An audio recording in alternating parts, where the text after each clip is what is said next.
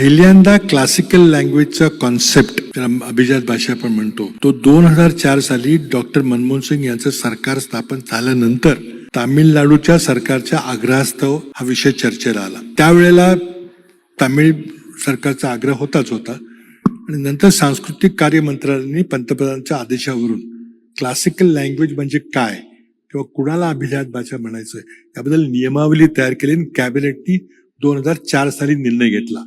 Doctor Manmohan Singh यांच्या कॅबिनेटनी, ज्यामध्ये शरद पवार होते, महाराष्ट्राचे अनेक दिग्गज होते, त्या कॅबिनेटनं 2004 साली निर्णय घेतला, नियमावली केली, अर्ज कसा करायचा ते सांगितलं आणि पहिल्यांदा 2004 साली तामिळ भाषेला अभिजात भाषेचा दर्जा केंद्र सरकारकडून देण्यात आला. त्यानंतर 2005 ला संस्कृत, त्यानंतर मल्याळम, कानडी, तेलुगू, नंतर मग शेवटी 2015 ला मला वाटतं ओरिया, अशा 6-7 भाषांना मिळालं. मी जेव्हा 2010 साली महाराष्ट्रात आलो मुख्यमंत्री म्हणून, मला हा विषय माहिती होता कारण मी हे सगळे कागदपत्र हाताळले होते 2004 साली पंतप्रधान कार्यालयाचा राज्यमंत्री म्हणून.